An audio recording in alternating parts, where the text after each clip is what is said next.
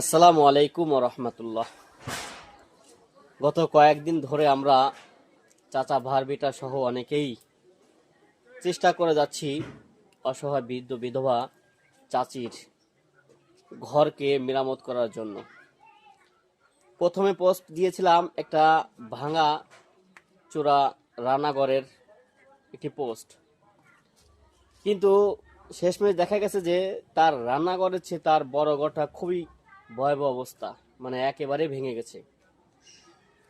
সবার কাছে পরামর্শ নিয়ে আমরা সিদ্ধান্ত এটাই হলো যে বড় ঘরটাকে ভেঙে ওটাকে মেরামত করে দেওয়ার জন্য, আর ওর সঙ্গে রান্নাঘর হয়ে যাবে।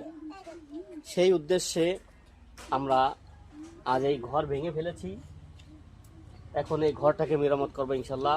অল্প কিছু টাকা উঠেছে, আমরা আশাবাদী আমরা কাজকে সম্পূর্ণ করতে পারবো। আপনারা সাহায্য সহযোগিতা এবং দোয়া করবেন।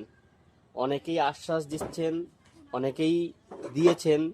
যাদের কাছে ভিডিওটি যাবে, অনেকে উদার মনের মানুষ আছেন, ভালো মনের মানুষ আছেন, যারা সাহায্য সহযোগিতা করার জন্য ভালো জায়গা বা উপযুক্ত জায়গা খুঁজে পাচ্ছেন না। তারা অবশ্যই তথ্য নেবেন, অসহায় কিনা এ সম্পর্কে আপনারা তথ্য নেবেন। ইনশাআল্লাহ তথ্য নিলে অবশ্যই আপনারা সঠিকতা পাবেন। আশা করি অল্প দিনের মধ্যে ঘরের কাজ সম্পূর্ণ হবে। শুধু আপনাদের দোয়া এবং সাহায্য সহযোগিতা আমাদের একান্ত কাম্য।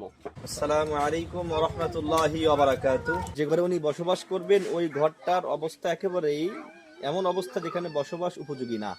তো চিন্তা করলাম, আমাদের সিদ্ধান্ত আমরা করলাম যে টাকা আমাদের উঠছে, আরো টাকা হয়তো আমরা গ্রামবাসী যারা আছেন মোটামুটি যারা দান সৎকার করে তাদের কাছ থেকে আমরা টাকা তুলবো, এবং আশেপাশে আপনারা যারা আছেন বা আপনারা আমাদের সাথে যারা যুক্ত আছেন তারাও সেইভাবে আমাদেরকে উপকার করে আসছেন এবং করবেন, আমরা আশাবাদী।